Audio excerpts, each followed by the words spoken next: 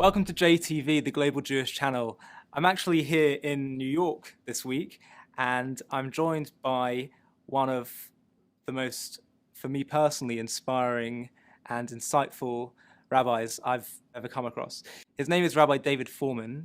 He's created a website called Aleph Beta. He's also written several books which try to find beautiful and deep insights into the written Torah, the Hebrew Bible.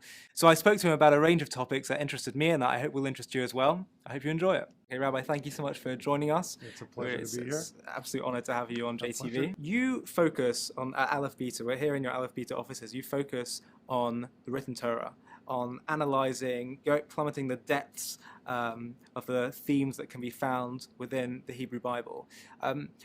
A lot of the religious Jewish world spend most of their time actually delving into the oral Torah, which is basically the rabbinical commentaries that we believe has been passed down all the way from Mount Sinai, the commentary, the understanding of the written Torah. But you focus very much on the plain text. Why have you focused so much of your efforts trying to educate people and study the written Torah? And do you think in general we need to focus more on the written Torah?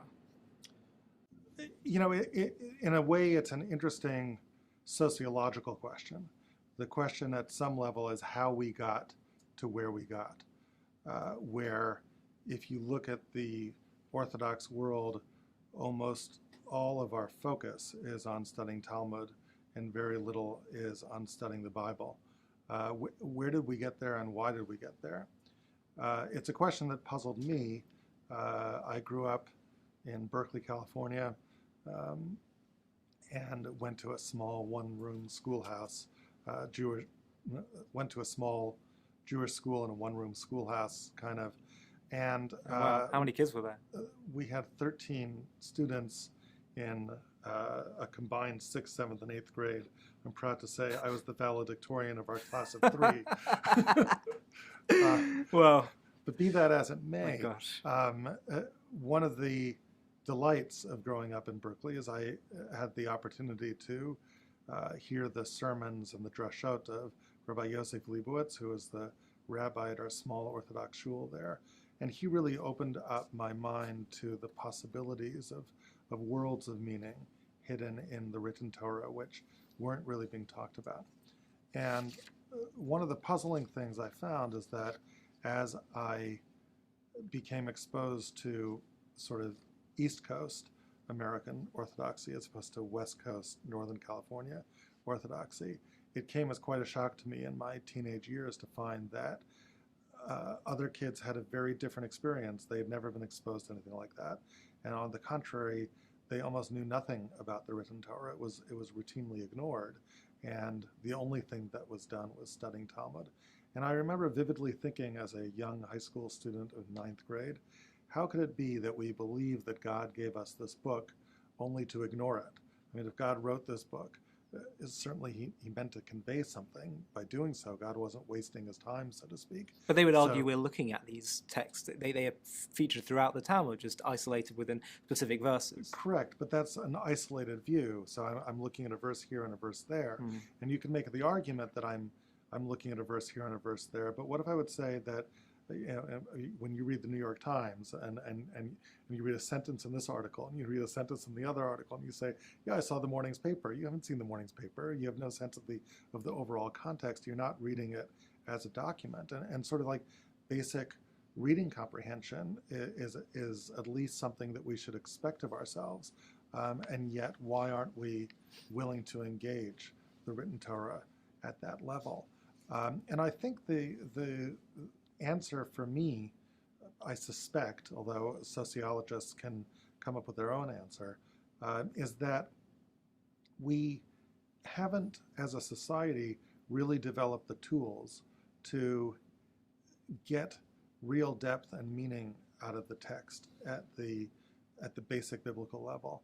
And for whatever reason, somehow we've managed to do that in the oral law. If you go to any American yeshiva, Israeli yeshiva, anything like that, you will find that there is basically a rigorous set of understandings of what it means to learn Talmud.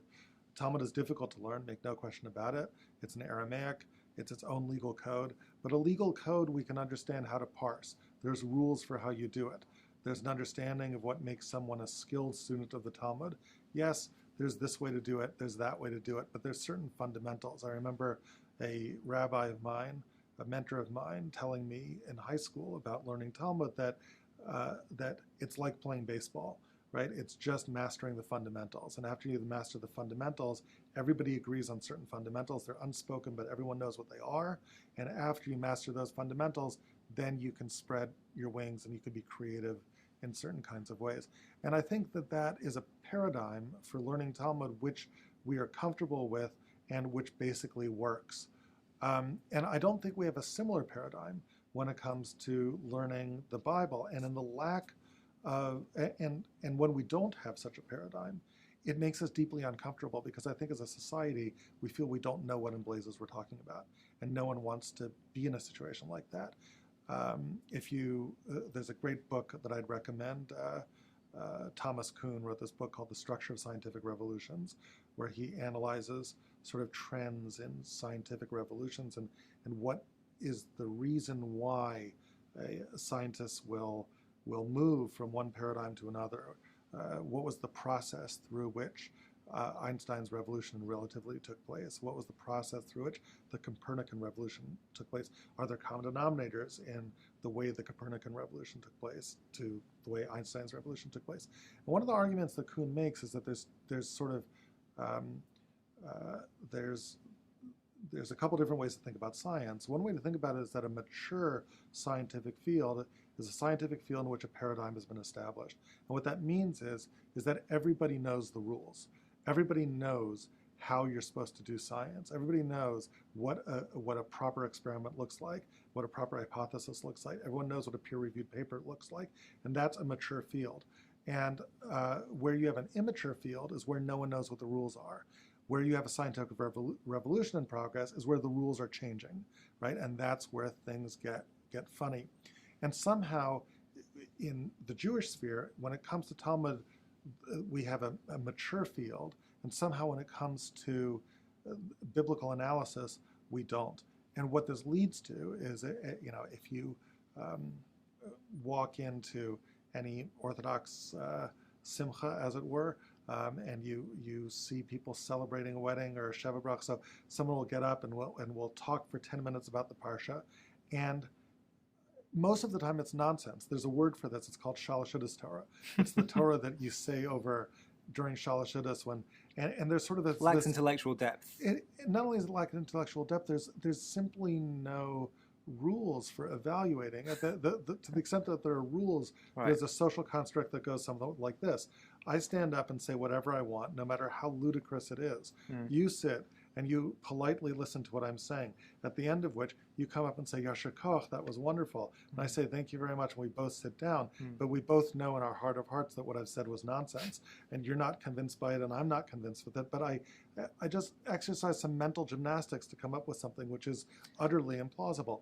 And that's what passes for the study of Bible. What I'm trying to do in Aleph Beta and my work is to try to lay down ultimately a paradigm which other people can work with, some rules, that there is a way to go about this. There's a methodology to go about it.